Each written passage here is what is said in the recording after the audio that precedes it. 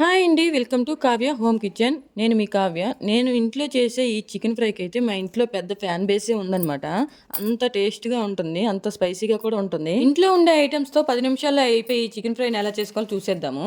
ఫ్రైకి కావాల్సిన items 2 medium size onions, పచ్చిమిర్చి, కరివేపాకు, కొత్తిమీర, అల్లం వెల్లుల్లి పేస్ట్. ఇంకా బండి పెట్టుకొని దాంట్లో అయితే 3 టేబుల్ స్పూన్ ఆయిల్ అయితే వేసుకోవాలి. ఈ ఫ్రైకి ఏంటంటే కొంచెం ఆయిల్ ఎక్కువగానే పడుతుంది. ఆయిల్ అయితే ఇంకా హీట్ అయింది కదా, ఈ ఆయిల్లో ఇంకా మనం కట్ చేసుకున్న ఉల్లిపాయలు అయితే వేసుకోవాలి. ఈ ఉల్లిపాయలు అనేది కొంచెం కలర్ చేంజ్ అయ్యే వరకు అయితే వేపుకోవాలి.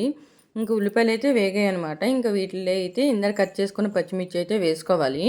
ఇవి కూడా కొంచెం కలర్ చేంజ్ అయ్యే వరకు అయితే కొంచెం వేపుకోవాలన్నమాట బాగానా.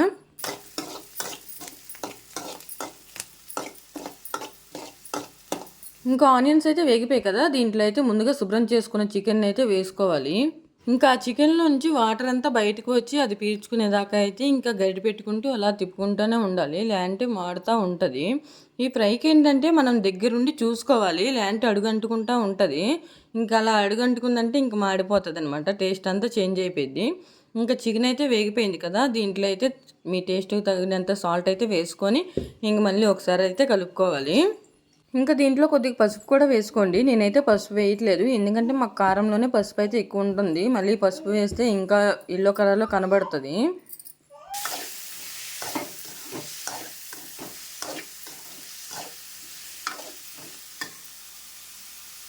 చూసారు కదా, కూర అయితే బాగా వేగిపోయింది. ఇంక ఇందులో అయితే రోట్లో రుబ్బుకున్న అల్లం వెల్లుల్లి పేస్ట్ అయితే వేసుకోవాలి. ఇంకా నేనైతే 1 టేబుల్ స్పూన్ అల్లం వెల్లుల్లి పేస్ట్ అయితే వేసుకున్నాను. ఇంకా దీంట్లో నుంచి కూడా పచ్చివాసన పోయేంత వరకు అయితే వేపుకోవాలి.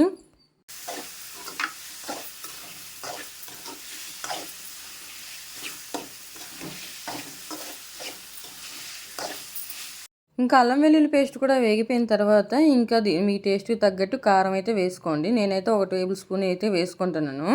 ఇంకా కారం కూడా పచ్చివాసన పోయేంత వరకు అయితే వేపుకోవాలి. ఇంక ఇప్పటి నుంచి అయితే దగ్గరుండి అయితే కూర అంతా చూసుకోవాలి, లేదంటే అడుగంతా మాడిపోతుంది.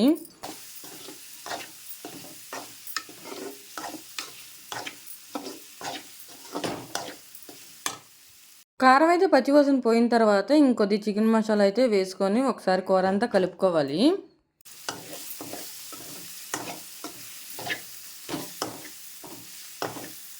కూర అయితే చూసారా, ఇంకా అడుగునైతే అంటుకోవడం స్టార్ట్ అవుతుంది. ఇంకా దీన్ని అయితే సిమ్లో పెట్టుకొని కొద్దిగా వాటర్ తీసుకొని ఇలా చిలకరించండి. ఏంటంటే కొంచెం అడుగున మాడకుండా ఉంటుంది అనమాట.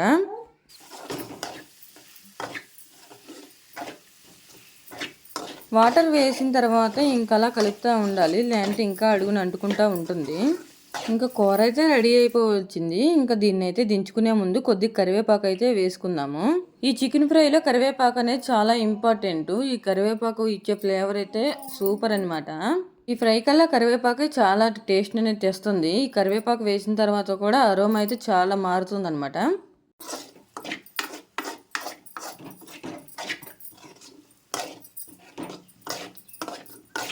ఇంకా కూర అయితే రెడీ అయిపోయింది. ఇంకా కొత్తిమీర వేసుకొని ఒకసారి కూర అంతా కలిపేసుకొని స్టవ్ అయితే ఆఫ్ చేసేసుకుందాము.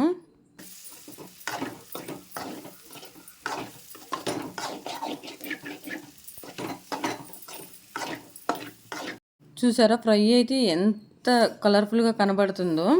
ఈ ఫ్రై అయితే చాలా టేస్టీగా ఇంకా జ్యూసీగా కూడా ఉంటుంది. ఇంకా 10 మినిట్స్లో కూడా రెడీ అయిపోతుంది అనమాట ఈ ఫ్రై. కొత్తగా మన ఛానల్ని ఎవరైనా చూస్తూ ఉంటే సబ్స్క్రైబ్ చేసుకోండి. వీడియో ఎలా అనిపించిందో లైక్ చేయండి, కామెంట్ అయితే చేయడం మర్చిపోకండి. ఉంటా, బాయ్.